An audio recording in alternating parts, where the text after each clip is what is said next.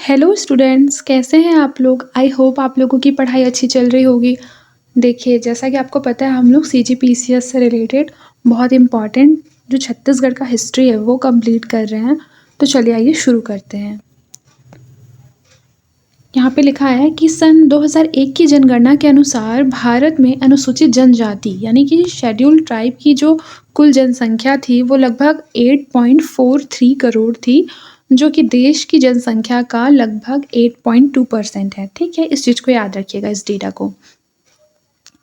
फिर लिखा हुआ है कि छत्तीसगढ़ भी जनजातीय बाहुल्य राज्य है। भारतीय संविधान के अनुच्छेद 342 के अंतर्गत ऐसी जनजातियां जिन्हें सूचीबद्ध किया गया है उन्हें अनुसूचित जनजाति कहते हैं। ठीक है, इस चीज़ को याद रखिएगा।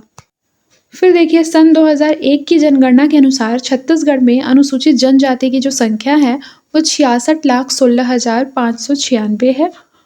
छत्तीसगढ़ की कुल जनसंख्या का 31.76% अनुसूचित जनजाति का है। ठीक है, 2001 की जनगणना के अनुसार। फिर जिसमें पुरुष कितने हैं बताइए?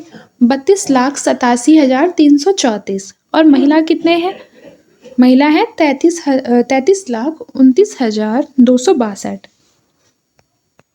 देखिए, ये फैक्ट सबसे ज़्यादा इम्पॉर्टेंट है, इसको नोट कर लीजिएगा कि सरगुजा जिला जो है वो सर्वाधिक अनुसूचित जनजाति जनसंख्या वाला जिला है, और जो जांजगीर चांपा है वो सबसे कम जनजातीय जनसंख्या वाला जिला है। ठीक है, मतलब सबसे ज़्यादा एसटी जो है वो सरगुजा जिला में रहते हैं, और सबसे कम जो एसटी हैं वो लोग जांजगीर चांपा जिले में रहते हैं। ठीक है, फिर आइए देखिए छत्तीसगढ़ के आदिवासी। यहाँ क्या लिखा हुआ है कि जनजातियाँ आज भी सभ्यता से काफ़ी दूर हैं तथा दुर्गम क्षेत्रों में रहती हैं।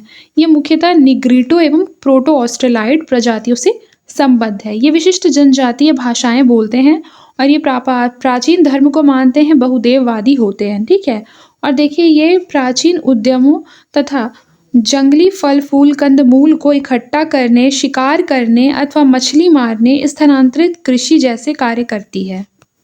फिर यहाँ पर एक इम्पॉर्टेंट फैक्ट नोट डाउन करिए कि छत्तीसगढ़ में जो एसटीज हैं उनकी समूह की जो घोषित संख्या है वो 42 है। कितना है? 42। ठीक है, इस चीज़ को याद रखिएगा।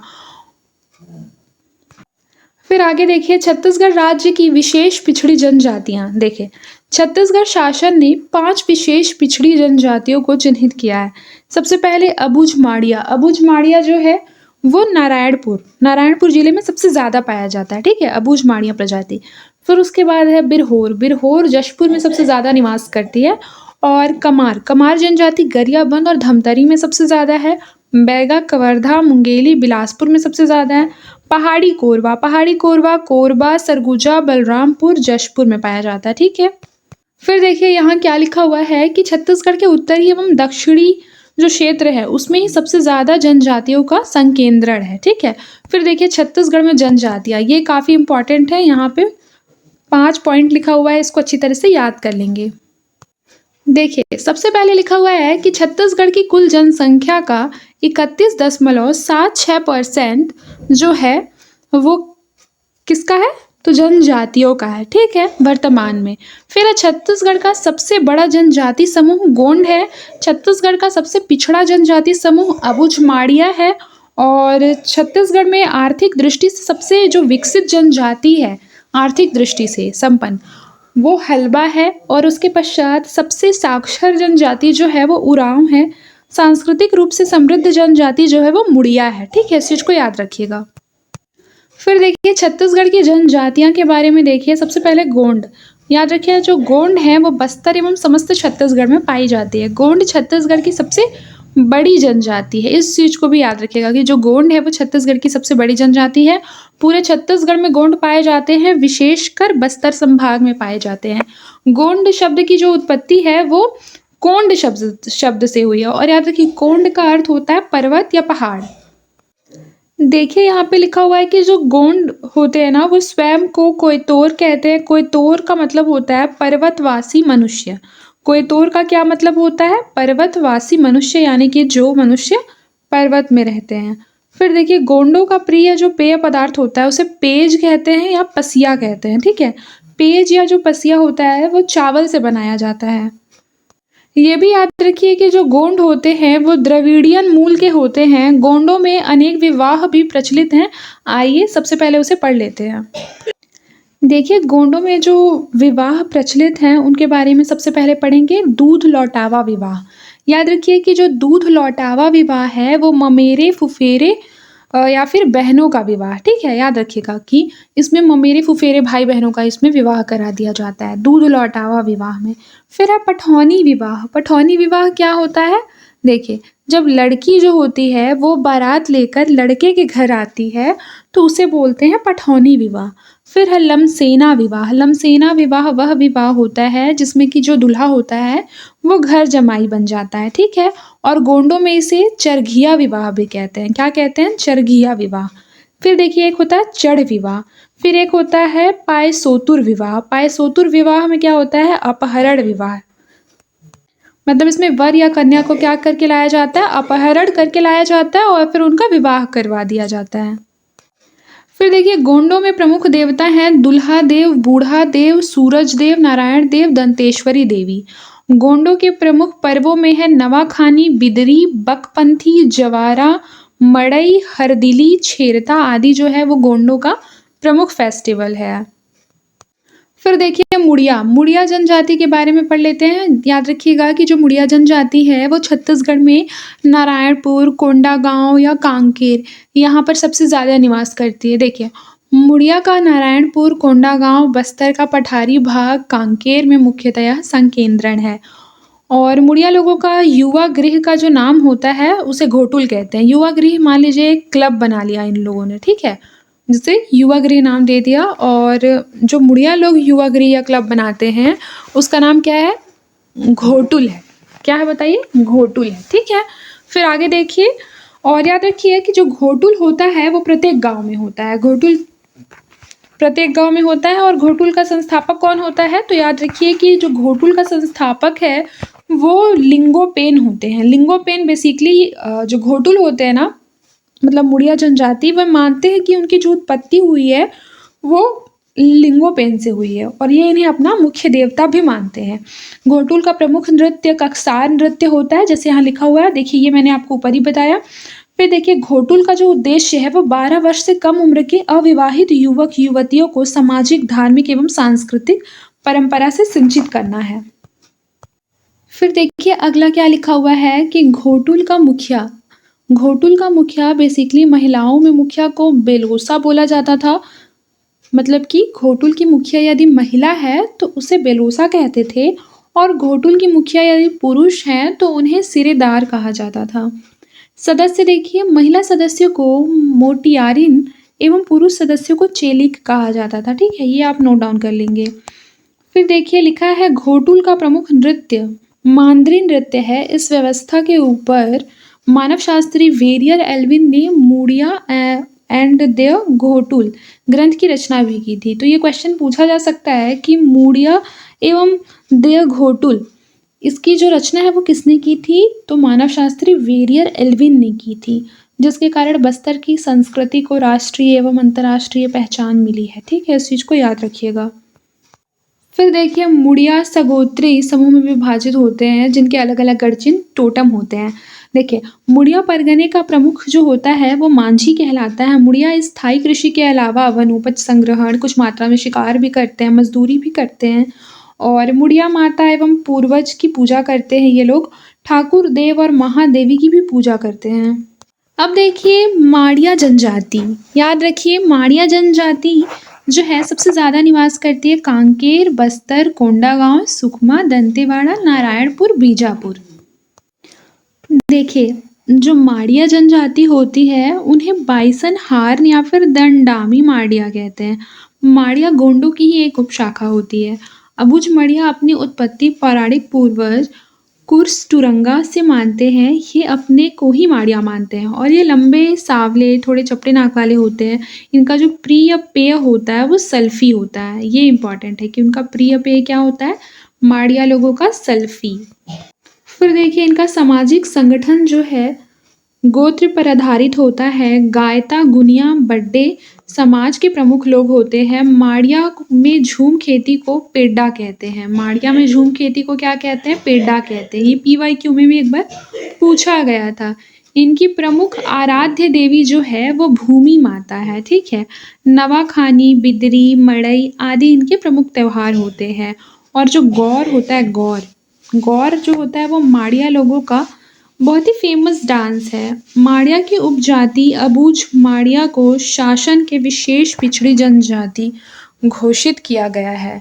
अबूझ माड़िया के निवास क्षेत्र में बाहरी लोगों का बिना अनुमति प्रवेश जो है वो निषिद्ध होता है। जो वेरियर एल्विन है उन्होंने गौर नृत्य को विश्व का सबसे सुंदरतम नृत्य कहा है। ये इम्पॉर्टेंट है। फिर देखिए, आइए बैगा जनजाति की ओर चलते हैं। पर देखिए, बैगा जनजाति जो है वो कवर्धा, बिलासपुर, मुंगेली, सरगुजा, सूरजपुर इत्यादि जिलों में मिलते हैं देखने को। और छत्तीसगढ़ के 5 विशेष पिछड़ी जनजातियों में से एक बैगा भी है। बैगा जनजाति भी द्रविड़ियन समूह की जनजाति होती है। बैगा का शाब्दिक अर्थ क्या होता है? पुरोहित। ये इम्पॉर्टेंट है। और बैगा जो है वो गोंडों के परंपरागत पुरोहित माने जाते हैं। बैगा जनजाति के लोगों को गोदना प्रिय जनजाति कहा जाता है। बैगाओं में जो टैटू होता है उसका प्रचलन सर्वाधिक है। फिर देखिए, बैगाओं का प्रमुख पेय पदार्थ ताड़ी एवं सल्फी होता है। बैगाओं का जो भोजन होता है, सुबह वो लोग बासी खाते हैं, दोपहर में पेज, रात्रि में बियारी, ठीक है। बैगा स्थानांतरित कृषि करते हैं जिसे कि बेवार कहा जाता है। बैगाओं के मुख्य देवता है बूढ़ा देव, ठाकुर देव। और याद रखिए, बूढ़ा देव, ठाकुर देव जो है वो भूमि की रक्षा करते हैं। और जो दुल्हा देव होते हैं वो बीमारियों से रक्षा करते हैं। मान लीजिए क्वेश्चन में ये पूछता है कि दुल्हा देव कौन सी जनजाति के देवता हैं, तो याद रखिएगा बैगा के। फिर देखिए, अगला क्या लिखा हुआ है कि बैगा वृक्ष में निवास करते हैं तथा बैगा जो है साजा वृक्ष की पूजा करते हैं। बैगा जनजाति में पैठुल विवाह फेमस है, जिसे कि सामान्य विवाह कहा जाता है। फिर देखिए, उरांव जनजाति के बारे में। उरांव जनजाति जो है वो जशपुर, रायगढ़, सरगुजा, बलरामपुर, कोरिया, सूरजपुर इत्यादि जिलों में पाई जाती है। और जो उरांव लोग होते हैं द्रविड़ियन समूह की जनजाति होते हैं। और उरांव को धनका अथवा धनगढ़ भी कहा जाता है। जो उरांव लोग होते हैं वो अत्यंत स्वच्छता प्रिय जनजाति कहे जाते हैं और ये अपने घरों को बहुत साफ सुथरा रखते हैं। इनका भी मुख्य व्यवसाय जो है कृषि है और मुख्य देवता इनके सरना देवी हैं। सरना देवी कौन देवी होती है? ये साल के वृक्ष में निवास करती है। उरांव लोगों का पूजा स्थल बगिया कहलाता है। चैत्र महीने में साल वृक्ष में फूल आने पर सरना देवी की पूजा की जाती है। प्रमुख नृत्य इनका सरहुल होता है। अन्य नृत्य इनका कतिहारी, कर्मा नृत्य है। छत्तीसगढ़ में सर्वाधिक धर्मांतरण जो होता है वो इसी जनजाति का हुआ है, उरांव लोगों का। और शिक्षा के क्षेत्र में ये सबसे ज़्यादा अग्रणी है। युवा गृह का नाम क्या है इनके? उरांव लोगों का धूमकुरिया। ये भी इम्पॉर्टेंट है। फिर अगला देखिए, अगला क्या है कि धूमकुरिया के मुखिया धारंग कहलाते हैं, धांगर कहलाते हैं। प्रमुख बोली जो है इनकी कुरुक है। गांव का प्रमुख मांझी कहलाता है और अनेक गांवों से परहा इकाई बनती है, जिसका प्रमुख जो होता है परहा राजा गांवों के विवादों पर फैसला सुनाते हैं। उरांव लोग मुख्यतः किसान होते हैं तथा कृषि मजदूरी करते हैं। फिर देखिए, कमार जनजाति। कमार जनजाति जो होते हैं वो गरियाबंद जिले या फिर धमतरी जिले में पाए जाते हैं। जैसे देखिए, यहाँ पर लिखा है शासन द्वारा घोषित 5 विशेष पिछड़ी जनजातियों में से जो कमार है वो एक है। और बैगा भी था, अबूझ माड़िया भी था, ठीक है। यह गोंडों की ही उपजाति है। कमार किसकी उपजाति है? गोंडों की। देखिए, कमार के अंतर्गत और भी होती हैं जिसे कहते हैं पहड़ पटिया और बंध रिजिया। याद रखिए, जो कमार जनजाति होते हैं वो लोग बस्ती से अलग जंगल में नदी के तट पर अपना घर बसाते हैं, ठीक है। और याद रखिएगा कि घर में किसी की मृत्यु होने पर ये नया घर बसा लेते हैं। कमार जो होते हैं पितृवंशीय होते हैं। विवाह माता पिता द्वारा तय होता है। समगोत्री विवाह यहाँ वर्जित होता है। कमार जो होते हैं वो अधिकांशतः भूमिहीन होते हैं। अब देखिए, जनजातियों में कौन कौन से विवाह फेमस है। देखिए, सबसे पहले मैंने ये तो आपको पीछे भी पढ़ाया था, दूध लौटावा। दूध लौटावा विवाह कब होता है? जब ममेरे फुफेरे भाई बहनों का ही विवाह हो जाता है। जैसे फॉर एग्जांपल एक इंसान है ठीक है, एक आदमी कोई भी वो अपने मामा की बेटी से शादी कर लेता है, तो वो हो जाएगा दूध लौटावा विवाह। फिर है लमसेना विवाह। लमसेना विवाह कौन-सा विवाह होता है? इसे सेवा विवाह भी कहते हैं। इसमें जो दूल्हा होता है वो घर जमाई बन जाता है। फिर है पाये-सोतूर। पाये-सोतूर विवाह में क्या होता है? अपहरण विवाह। ये गोंडों का बहुत फ़ेमस विवाह होता है पाये-सोतूर। इसमें क्या होता है ना कि वर या फिर कन्या दोनों में से किसी एक का अपहरण करके विवाह करा दिया जाता है। पोटा विवाह। पोटा विवाह क्या होता है? जब विवाहित स्त्री का किसी दूसरे से विवाह करा दिया जाए तो उसे पोटा विवाह कहते हैं। ढुकू विवाह क्या होता है? ढुकू विवाह हठ विवाह होता है, जिद पर अड़ के विवाह कर लेते हैं। ये कोरवा जनजाति में फेमस है। फिर पैठू विवाह भी हठ विवाह होता है, लेकिन बैगा जनजाति में। गुरावट विवाह विनिमय विवाह होता है, जैसे कि एक तरफ से कन्या ला रहे हैं और दूसरी तरफ से कन्या दे रहे हैं, उसे बोलते हैं विनिमय विवाह, जिसे कि गुरावट विवाह कहते हैं। फिर देखिए पेडुल। पेडुल जो होता है वो सामान्य विवाह होता है बस्तर क्षेत्र में। सोपनी विवाह पारंपरिक विवाह होता है। फिर है पारिंगधन विवाह, ये क्रय विवाह होता है खैरनार जनजाति में। फिर हल्दी पानी। हल्दी पानी विवाह होता है विधवा या फिर विधुर का जब पुनर्विवाह कराया जाता है ना, तो उसे हल्दी पानी विवाह कहते हैं। फिर है अर ऊतो विवाह जो होता है वो विधवा विवाह होता है। फिर है चरघिया। चरघिया विवाह गोंडों में घर जमाई विवाह कहलाता है। फिर देखिए जनजातियों की कृषि पद्धति। सबसे पहले देखिए कि इनकी कृषि पद्धति को स्थानांतरित कृषि कहते हैं। भारत संघ में इसे झूम कृषि भी कहते हैं। पेद्दा। पेद्दा कृषि पद्धति है। जैसे देखिए यहाँ लिखा है अबुझमाड़िया के द्वारा जो स्थानांतरित कृषि की जाती है उसे पेद्दा कहते हैं। बैगा जनजातियों के द्वारा जो कृषि की जाती है उसे बेवार कहते हैं। दहिया जनजातियों के द्वारा कमार कहते हैं। फिर देखिए जनजातियों के युवा गृह। सबसे पहले लिखा है धूमकुरिया उराव।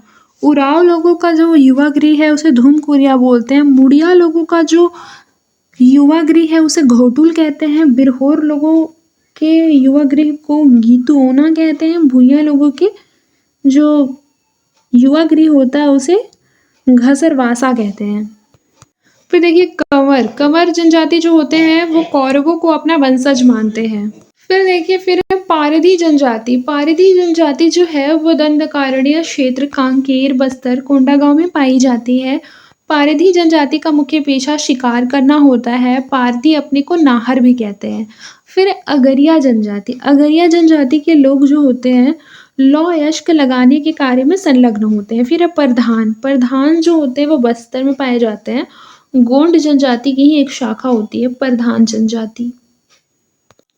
तो आज के लिए बस इतना ही। मिलते हैं नेक्स्ट क्लास में। तब तक के लिए अपना ख्याल रखें और मन लगाकर पढ़ाई करते रहें।